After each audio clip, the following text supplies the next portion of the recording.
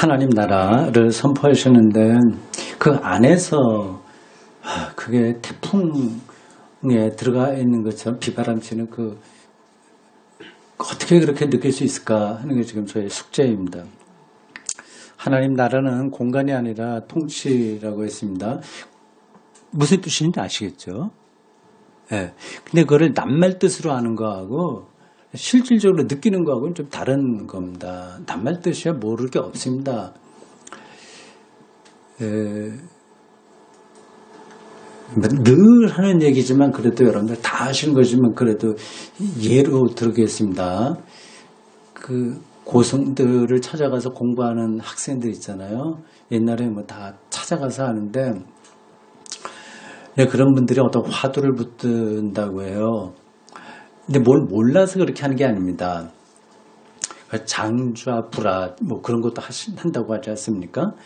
머리를 땅에 대지 않고 꼿꼿하게 앉아서 어떤 걸 붙들고 있는 겁니다. 이제 그런 분들이 하는 거는 뭘 몰라서가 아니라 아는 거는 간단합니다. 들어서. 근데 그게 자기 몸의 실체가 되는 거. 요게 힘든 거예요. 그러니까 존재와 소유가 다르다. 존재지향적인 거하고 소유지향적인 거, 요거, 그러니까 전혀 다르다. 하는 말은 누가 모르겠습니까? 근데 그걸 실질적으로 느끼는 거하고 또 다른 문제예요. 근데 이거는 아마 그런 쪽으로 쭉 책도 읽고 뭐 생각도 하고 토론도 하고 하다 보면 참 우리 인식의 비약이라고 하는 거는 어느 순간에 이렇게 되는 부분이 있고 그러다 좀 멈춰 있다가 또 올라가고 근데 그 비약 그게 잘 안 됩니다. 근데 그거를 느끼는 사람은 그게 기쁘기 때문에 계속 그 노력을 합니다. 하나님 나라는 통치다, 공간이 아니라. 근데 회개하라고 얘기하는데 이 회개 메타노이아라는 거는 그래서 지금 내가 얘기하는 것들은 너무 초보적인 거 내가 얘기하고 있죠. 그래서 속으로 아이씨 뭐 저거 와갖고 저거 뭐 다 흥분내게 또 저기 잔소리처럼 하고 있네. 그런 거 참 고난을 겪었어. 메타노이아 회심 이거는 삶의 방향 전환인 겁니다. 아까 말한 용어로 하면 소유지향성이 아니라 존재지향성입니다. 전혀 달라지는 거예요. 그러니까 연봉 1억 원 받는 사람이 있고 2천만 원 받는 사람이 있다고 합시다. 그러니까 소유지향적인 관점으로 사는 사람들에게는 이게 5배의 차이가 납니다. 근데 존재지향적인 삶을 사는 사람들은 똑같은 거죠. 그러니까 절대적인 거가 존재이기 때문에 이 절대적인 거에서 그 액수의 차이는 너무 미미한 거예요. 장자의 책에 나오는지 모르겠으나 코끼리와 하루살이 이 무게는 존재론적으로 동일하다 얘기했습니다. 그러니까 뭐가 있다는 사실은 이게 모든 겁니다. 그렇기 때문에 코끼리와 하루살이 차이가 별거 아닌 거죠. 우리 집사람이 저 뒤에서 앉아 있어서 제가 좀 불편해요. 왜 불편하냐면 나한테 많이 듣던 얘기라서 저 사람 또 가다가 맨날 하던 얘기 똑같이 하네 그럴까. 정말 그런 얘기 많이 합니다 나한테.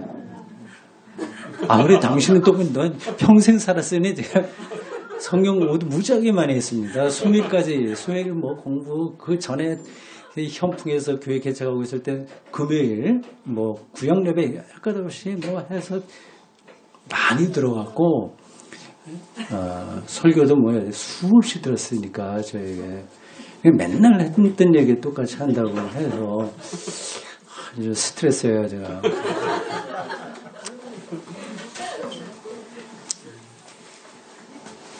근데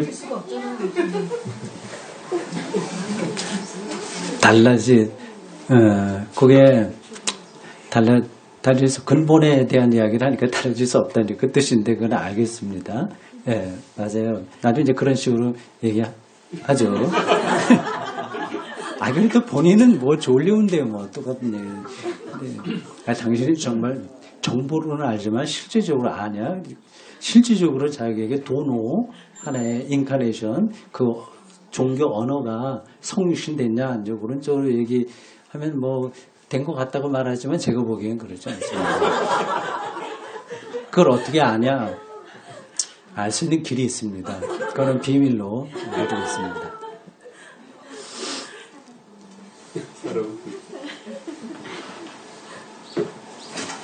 그런 거죠. 존재 지향성과 소유 지향성 그 차이만 아주 실질적으로 이해한다고 하더라도 하나님 나라를 이해하는데 안일이 달라집니다.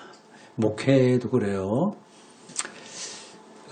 소유지향적인 목회가 있고 존재지향적인 목회가 있습니다. 소유지향적인 거는 계속 조직을 강화해야 됩니다. 확대해야 됩니다. 교인이 늘어나야 됩니다. 이건 필요하죠. 성장이라고 하는 거는요. 근데 거기에 마음을 두는 목회하고 하나님 나라에 마음을 두는 목회하고는 이건 뭐 비교할 수 없는 거죠. 우리는 삶의 확인을 늘 소유지향성에 두기 때문에 이걸 극복하기가 어렵습니다. 근데 이게 우리 기독교 교리하고 다 연관되는 거예요. 그러니까 우리는 세례 받았다는 것이 우리 기독교인의 실존입니다. 실존. 세례 받은 것으로 우리됨이 확인되는 거죠. 세례는 죽는다는 얘기거든요. 그러니까 옛사람이 죽는다. 그리스도와 같이 죽는다. 그거는 율법을 통해서 하나님에게 인정받아 보려고 했었던 모든 노력들을 이제 이거는 내려놓는다. 나의 업적은 이제 아무것도 아니다.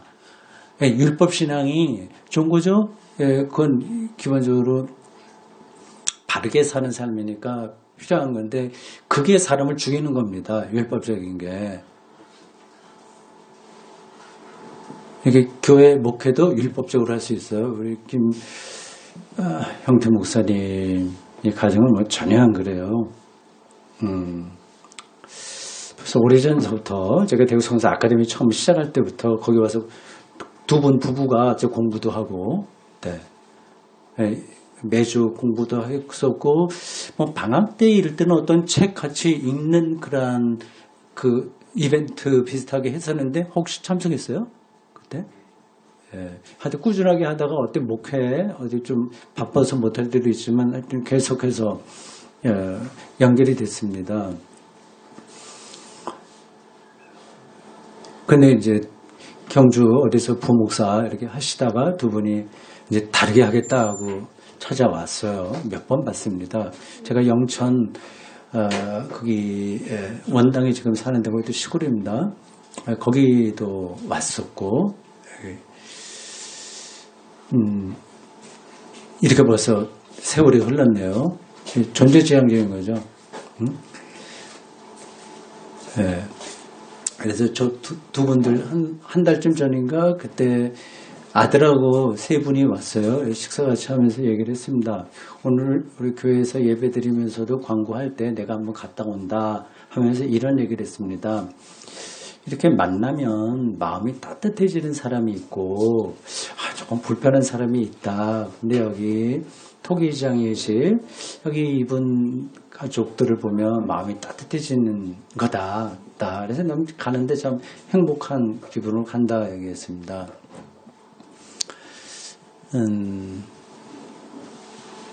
여태까지 이제 해오신 그런 일들, 그걸 앞으로의 좋은 뜻으로의 비전, 뭐 그런 것들이 정말 전지지향적인 하나님의 그 통치와 다스림에 최선으로 한번 따라가려고 하는 노력들이 보입니다. 어떻게 또 이 위치도 좋은데 정했어요. 좀 멀긴 한데 저쪽 경주나 뭐 그런 쪽으로 많이 구하다가 일로 오셨네요. 두 번째 제가 와봅니다. 새로운 얼굴들도 보이고요. 그래서 집사람한테 내가 얘기를 했나? 나 은퇴하면 여기 와서 살아볼까? 그것도 괜찮을 것 같아요. 여기 아들하고 딸이 또 여기 같이 이렇게 연결하니까 우리가 늙어도 걔네들한테 도움도 받을 수 있을 것 같고.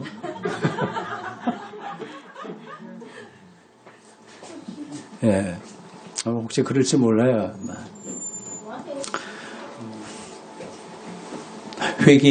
하나님 나라가 왔다 회개하라. 방향 돌리는 건데요. 그게 그거다 설명을 했습니다. 근데 가까이 왔다고 얘기하잖아요. 일상인데 그 일상이 현존한다고 하는 건데 하나님 나라가 그것을 느끼면서 산다면 우리가 얼마나 행복하겠습니까? 행복할 뿐만 아니라 그게 존재 이유죠. 그리고 우리가 그리스도인으로 살아야 될 존재 이유가 하나님 나라가 일상에 있다고 하는 것을 확인하는 과정 아니겠습니까? 그게 뭐냐 거죠. 뭐냐. 아주 우리가 일반적으로 거칠게 알고 있는 거는 기도 많이 하고 그래 열심히 봉사 많이 해갖고 축복받아서 잘 살고 부자도 되고 자식들도 잘 되고 하는 거다. 그런 보통 한국교회에서 말하는 기복신앙 등등 그런 쪽으로 생각할 겁니다. 그거는 근본이 아니라는 걸 여러분들 아실 거고요. 그건 그렇게 될 수도 있고 아닐 수도 있고요. 이거는 그거 이렇게 행복하게 우리가 머리에 구상하고 있는 행복한 조건들 그런 것들을 저는 전혀 부정하지 않고 필요합니다. 그렇게 살 수 있으면 최선으로 노력하며 살면 좋겠어요. 그러나 늘 그렇게 되는 게 아닙니다. 욥기가 바로 그것에 대한 저항입니다. 무죄한 자의 고난, 이게 우리 눈 뜨고 보는 세상이에요. 그게 어떻게 우리만 피해가라라고 하는 보장이 있겠습니까? 하나님을 통해서 그 자기 용케 그것만 잘 피해갖고 인생 아주 편안하게 잘 마치는 거 이게 기독교인이 되는 목적인가요? 아니잖아요. 그러니까 아무리 피해보려고 하더라도 아닐 수도 있고 예수 믿지 않아도 그렇게 사는 사람들은 많습니다. 그 누굽니까? 가톨릭에 글을 많이 쓰셨던 그 여성 예인 그는 수녀고 수녀 말 나는 수녀 좋아하지 않아요.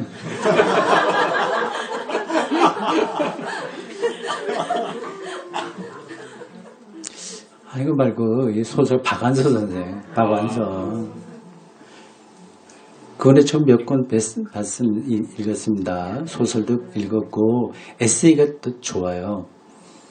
역시 이렇게 이름 있는 분들 다는 아니겠으나 역시 다릅니다.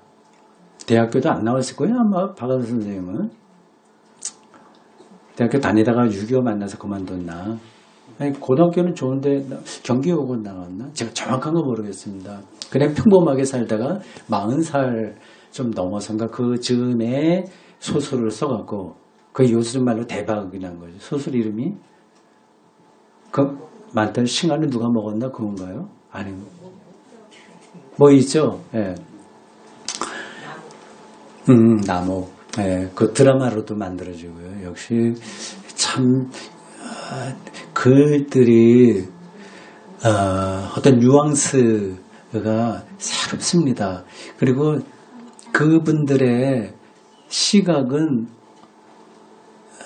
깊어요. 정확합니다. 인간을 이상화하지 않아요. 있는 그대로 인간을 보되 약간 따뜻한 눈으로 보냐 냉정하게 보냐 그런 차이인데 일단 현실의 인간을 정확하게 들여다봅니다. 박경리 선생은 좀 더 거시적인 차원에서 그런 작업을 하셨어요. 박완서 선생님 그 에세이 중에 그게 있습니다. 자기 남편이 그렇게 많이 되지 않았는데도 암에 걸려서 죽었던 것 같습니다. 의사였던가? 하여튼 남편 죽고 한 1년도 안 됐나? 그래서 자기 그 의대생인 아들도 죽었습니다. 가톨릭 신자였죠. 그 전에 개신교 다니려고 동네에 상가에 있는 교회 몇 군데 갔는데 도저히 자기는 받아들일 수 없어서 그만두고 결국 가톨릭으로 갔다고 그럽니다. 그러니까 좀 한국의 지성인들 좀 생각 있는 분들이 이 개신교보다는 가톨릭에 조금 기울어져 있는 것 같습니다. 조금 가톨릭의 종교적인 어떤 메리트 그런 게 있기 때문에 그렇습니다. 근데 박완서 선생님이 그런 일을 그 아들이 먼저 죽는 거를 참척의 고통이라고 표현하죠. 세상에서 가장 큰 고통입니다. 세월호 사건도 이제 그런 거죠. 그 떼죽음 그 한두 명도 아니고 하여튼 그런 일들이 우리 현대사회에서 일어난 건데 그 박완서 선생이 못 견뎠습니다. 그래서 하나님 부정하고 뭐 그렇게 하다가 나중에 저 부산인가 어느 지역에 수원에 가서 좀 있다가 갑자기 어떤 깨달음이 있다고 하네요. 들었다고 하네요. 그래 이 세상에서 벌어지는 그 고난, 고통, 무지한 자의 재앙, 이거 왜 너만 피해가라고 하는 법이 있냐. 그때부터 정신 차리고 새롭게 했다고 합니다. 하나님의 현존을 잘 먹고 잘 살고 뭐 어떻게 하고 그런 거 아니라고 하는 걸 여러분들이 다 느끼시겠죠. 그럼 뭘까요? 그렇지. 이제 그런 것들을 말하기 위해서 간증도 많이 합니다. 술 먹고 담배 피다가 이제 끊었다라든지, 뭐, 불교 승려였다가 딱 그만두고 뭐 목사가 됐다든지, 그런 것들은 참 보기 좋지 않습니다. 그냥 승리의 길을 계속 가지, 뭐하러. 목사가 돼갖고, 약을 팔듯이 그렇게 하는지, 그거는 우리 기독교의 입장에서 좀 부끄러운 거 아닌가 모르겠어요. 그런 게 이제 먹히는, 한국교회 풍토가 조금 좀 그렇습니다.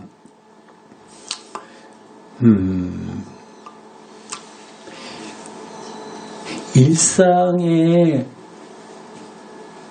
시면, 그렇게 말할 수밖에 없어요. 일상의 시면, 일상의 시면에서 활동하는 생명의 능력, 이게 하나님의 현존이다. 다시 한번 그걸 표현해 보겠어요. 일상의 시면에서 활동하는 생명의 힘, 통치 능력입니다. 여기에다가 조금 더 좀 관용어 표현을 더 붙일 수 있습니다. 생명의 가장 깊은 시면에서 활동하는 종말론적 생명의 능력, 힘, 이렇게 말할 수 있습니다. 여기에다가 또 말을 더 붙일 수도 있습니다. 신학과 인문학이 그런 언어를 통해서 어떤 사태를 더 심화시키는 작업입니다.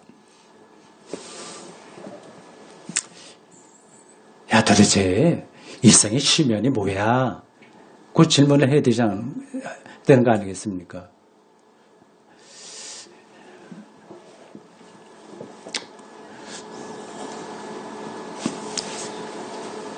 그걸 내가 오늘 얘기해야 되는데, 야, 이거 귀한 건데 그냥 얘기해도 이거 정말 내가 오랫동안 생각했다 깨달은 건데 이거 막 여기서 얘기해도 되는지 모르겠어요.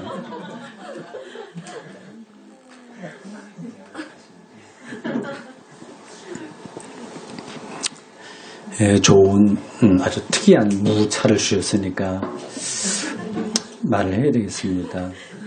천기 누설과 같은 별거 아닙니다. 근데 괜히 뜻만 드리는 거예요.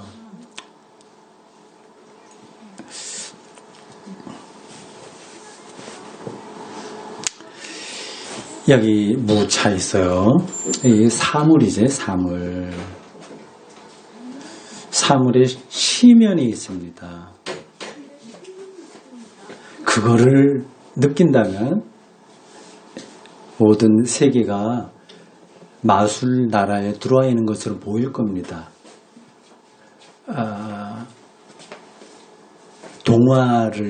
동화가 그냥 웃기는 얘기가 아닙니다. 어떤 세계에 벌어지는 현상들을 더 정확하게 뚫어보고 아니면 압축해서 보고 아니면 심층해서 보고 그거를 어린이들이 이해할 수 있는 걸로 설명한 거죠. 그래서 애니메이션 영화 그걸 많이 보셔도 좋습니다. 제가 오래전에 미야자키 하야오인가 애니메이션의 이 최고봉 그분의 그 작품 여러 개 봤습니다.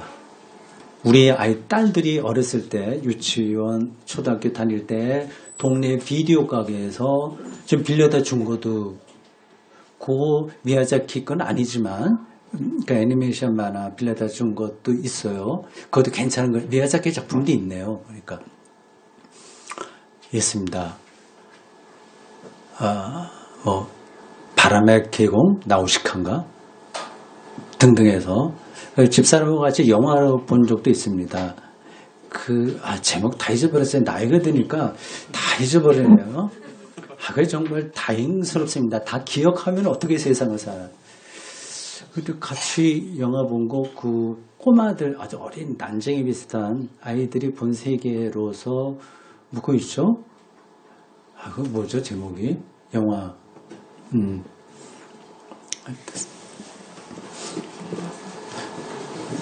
어떤 별장의 지하에서 걔네들이 살잖아요. 그러다가, 그러네요. 그래요? 나이. 마루 밑에. 좋았습니다. 그러니까 다른 시각으로 보면 세상이 새로워지는 거죠. 사진가들도 그걸 포착하는 겁니다. 그러니까 각도, 시간, 햇살의 기울기 아니면 등등 그런 것에 따라서 사물이 달라지는 겁니다. 실제로 달라지는 거예요. 달라지게 보이죠? 객관적으로 보면. 그러나 그게 달라지게 보이는 거하고 달라진 거하고 큰 차이가 없어요. 애니메이션에서 몇 개 좀 말하고 싶은데 제목이 자꾸만 생각이 나지 않습니다. 요거 물 다시 얘기하겠습니다. 이게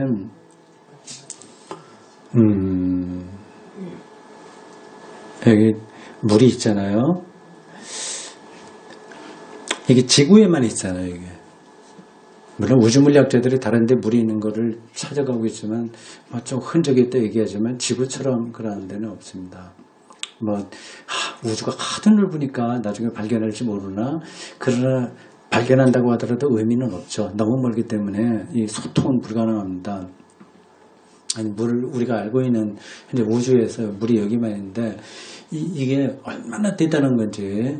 만약 제가 연봉을 적게 받아도 1억 원이 아니라 한 2천만 원만 받고 아니면 1,500만 원만 한다고 하더라도 이 물을 황홀하게 마실 수 있다면 그게 생명에 가까이 간 거예요. 그게 다른 게 아니라 실질적으로 그렇습니다.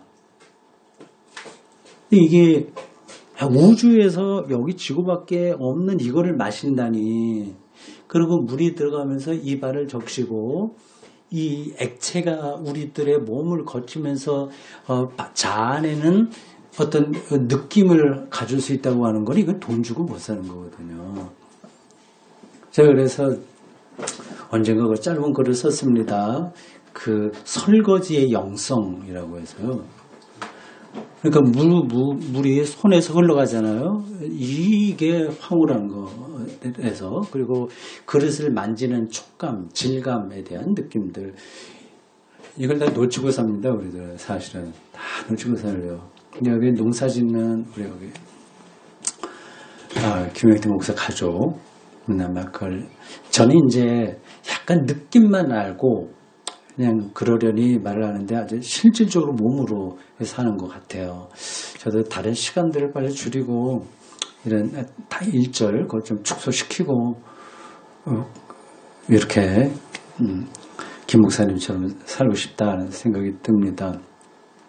결국은 내가 돌아가야 될 흙인데 다 해체되고 말 텐데 그 흙하고도 친하게 사는 게 좀 가장 지혜로운 게 아닌가 생각도 좀 들고요. 이 물을 보십시오. 지구에만 있는 게만이 아니라 이게 만약에 알프스 산맥에서 빙하가 녹은 물이다. 내가 한 걸 가져왔다 생각하면 이건 돈으로 계산할 수 없을 정도로 비쌀 겁니다. 그래서 어느 시인인가 그런 식구가 있어요. 그 바람을 맞으면서 이것은 지금 중국 어디 어떤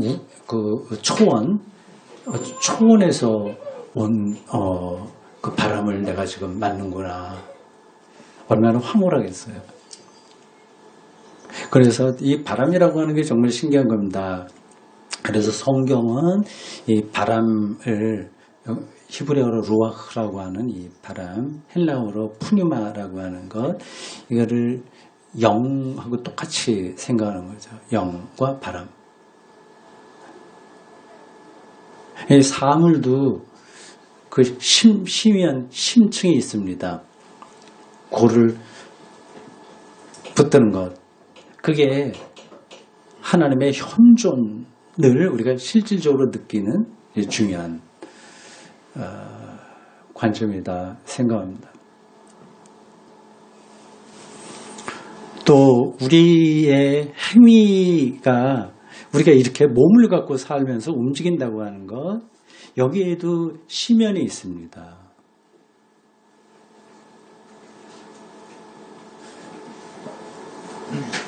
오늘 설교 제가 할 때 한마디 한 게 있는데 호모 에렉투스 했어요. 제가 자주 쓰는 용어입니다. 호모 에렉투스, 직립인, 호모 사피엔스보다 더 인간의 더 원조격인 호모 에렉투스, 직립인. 그때부터 이제 네 발로 나무 위에서 살던 습관을 내려놓고 두 발로 초원에서 보고 머리를 들고 살게 되었다고 하는 것, 두발 직립인입니다.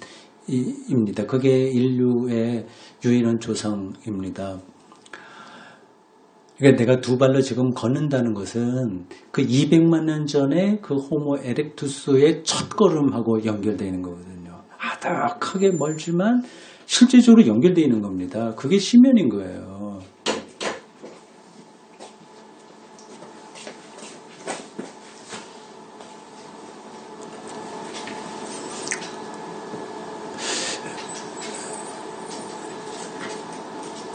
우리 아이들이 아주 어렸을 때 네 발로 이렇게 기어다니다가 서면 굉장히 예쁘게 보이잖아요, 아이들이요.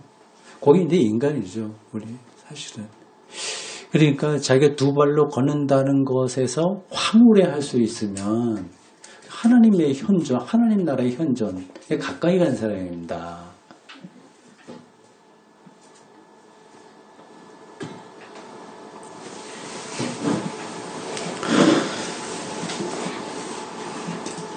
그런 건 뭐 많이 있습니다.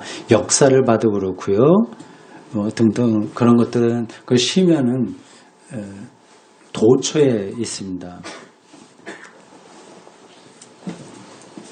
다음 질문은 그래 일상 그래 뭐 사물을 우리가 접촉할 수 있고 마실 수 있고 뭐 걸을 수 있고 하는 거 좋다. 그리고 그런 것이 무너진 사람들 일상 자체가 힘든 사람들은 그러면 하나님의 현존을 경험할 수 없다는 거냐? 그건 어떻게 되는 거냐? 그런 질문이 가능합니다. 그래서 욥기 앞에서 말씀드린 욥기는 일상이 무너진 거거든요. 거기서는 그 하나님의 현존과 그 일상에 무너진 관계는 약간 까다롭게 설명을 해야 됩니다. 여러분 그 욥기에 보면 그 친구들 3명이 나오고요. 3명의 논리와 그리고 나중에 등장한 그 후배인 엘리후의 논리 이런 것에 대해서 이 욥이 이제 저항합니다. 그 3명 친구들의 논리는 죄를 졌으니까 그러니 굉장히 신앙적으로 덕담을 한 거예요. 친구를 아껴서 욥의 운명을 정말 마음 아프게 생각하고 그런 얘기를 한 겁니다. 그래. 네가 열심히 살긴 했겠지만 네가 모르면서 또 죄 진 게 있을지 몰라.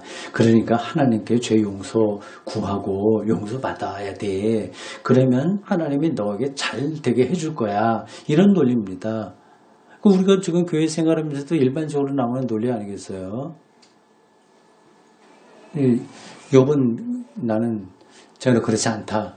자기는 그렇게 하나님께 용서를 구할 만큼 죄를 짓지 않았다. 그렇게 반론을 펴니다. 그 당시 사람들은 그 욥의 친구들의 입장에 섰을 겁니다. 욥을 뻔뻔스럽다고 생각했을 겁니다. 그게 하나 있고요. 그 후배인 엘리후의 논리는 당신이 받은 지금 어려움 이런 것들은 단련하는 거다. 하나님이 주신 시험이다. 그걸 이기기만 하면 좋은 일들이 있다. 그런 논리입니다. 그것도 지금 우리가 흔하게 하는 거 아니겠습니까? 욥은 그것도 저항합니다. 이 욥기에서는 어떤 대답을 얻을 수는 없어요. 무죄한 자의 고난에 대해서는 이거는 어떤 논리로도 해명이 안 됩니다. 선천적인 장애로 태어난 아주 어린 아이들도 있고요. 그러한 살다 보면 만나는 그런 것들을 신앙적으로 설명할 수가 없습니다. 자꾸만 그걸 설명하려고 하면 안 되는 거예요. 날 때부터 소경된 사람이 거기서 거지 행각을 하고 있을 때 제자들의 논리도 그겁니다. 저거 누구 잘못입니까? 누구 탓이냐 이렇게 얘기했는데 그게 아니라 하나님에게 영광을 돌리는 거다. 그런 예수님의 답변이 있었습니다. 그러한 무죄한 자의 고난이라고 하는 것들은 우리가 그 어떤 방식으로 해명할 수 없습니다. 그건 묻어둬야 돼요. 그 기독교적으로 혹은 성서적으로 인간의 모든 문제를 해결하겠다고 생각하지 마십시오. 안 되는 건 그냥 놓고 지나가야 됩니다. 그 나중에 종말에 가서 우리가 답을 얻게 될 겁니다. 기독교 신앙은 기본적으로 아까 처음에 인식에 대한 문제 얘기했죠. 어떤 거를 알아본다거나 어떤 대답 그런 것들은 기본적으로 종말론적인 겁니다. 나중에 가야 다 드러나는 겁니다. 다 드러나나 종말에 가서 다 드러나나 그것이 이미 우리 이 현실에 은폐 방식으로 선출이었다. 그러니 이 두 가지에 서로 모순되는 거를 그 긴장을 안고 사는 거 이게 기독교 신앙이라고 할 수 있습니다. 신학적인 용어로 얘기하면 하나님 나라, 하나님의 현존은 난 옛, 아직은 오지 않았어요. 종말까지 열려 있습니다. 그 모든 우리가 알 수 없는 문제들을 다 기독교적으로 설명할 수 없습니다. 그러나 already 이미 여기에 왔는데 비밀한 방식이다. 그 긴장을 우리가 붙들고 있어야 됩니다. 욥기에서 그 후반부로 가면 욥이 하나님에게 자기의 문제에 대한 해결 대답을 받았을까요? 어땠을까요? 받지 못했습니다. 실제로는 하나님께서 욥 너도 네가 맞아 그렇게 대답하지 않았습니다. 너도 잘못이야. 너 알지도 못하면서 자꾸만 말이 많았어. 네 친구들은 더 말이 많았는데 다 이제 서로 화해하고 잘 해봐라. 이제 그런 쪽으로 욥기는 나중에 진행이 됩니다. 근데 욥을 잘했다고 전혀 얘기하지 않습니다. 근데 욥이는 문제 제기를 한 거죠. 그 유대인들의 전통적인 지혜신앙, 그것에 대한 저항의 욥기입니다. 근데 거기서 우리는 머물지 않고 한 걸음 더 나갈 수 있어요. 욥이 결국 지금까지는 내가 귀로 들었는데 눈을 보았다. 거기 대답처럼 우리가 알고 있습니다. 그 대답은 대답 맞습니다. 제가 앞에서 말한 거, 이거 대답이 아니다. 근데 또 대답이라고 하니까 서로 모순되는 것 같은데 그렇지 않습니다. 그게 간접적인 대답이고 아니면 궁극적인 대답입니다. 그가 그러한 대답, 그러니까 귀로 듣는다고 하는 거는 그냥 들은 풍월이에요. 그러니까 정보로 하는 거예요. 그러니까 본다는 것은 한자로 이거를 정말 아는 거, 그걸 얘기합니다. 근데 그가 이제 알게 된 것은 아시죠? 그 앞에서 하나님께서 4장인가 5장에 걸쳐서 길게 어떤 말씀을 하신 건데 그게 유대인들의 창조신앙입니다. 그 창조의 신비와 창조의 빛 안에 들어가면 무죄한 자의 고난, 정말 분노할 수밖에 없는 그러한 것마저 이제 극복된다. 그 관점이죠. 정확하게 대답이 되는지 모르겠습니다. 어떤 논리로 그 문제를 해결하는 것이 아니라 하나님의 창조의 신비, 창조의 빛, 이 안에 들어가면 자기가 도저히 버텨낼 수 없었던 자기 운명마저도 받아들이게 되는 겁니다. 설명이 되나 몰라 이게 하면서도요. 그걸 제가 조금 더 정확하게 명료하게 얘기해야 되는데 잘 안 됩니다. 이게 제가 멍청해서 모르는 게 아니라 어떤 것에 대한 제 이 영적인 촉수 그게 가 있긴 한데 그걸 이제 딱 말로 설명해내니까 힘들어서 우물쭈물하고 있는 겁니다. 이게 여러분들이 아마 제가 구체적으로 말로 안 하더라도 어떤 뜻인지는 전달되었을 겁니다.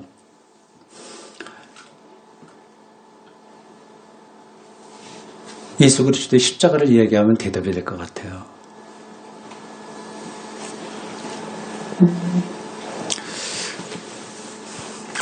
무죄한 자의 재앙, 고난의 대표가 예수님의 십자가입니다.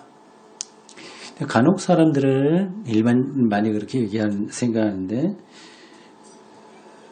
제가 시간은 많이 됐네요. 앞에도 30분 이상 했고 이것도 30분 이상 됐네요. 일단 이것도 잠깐 끊었다가 보겠습니다.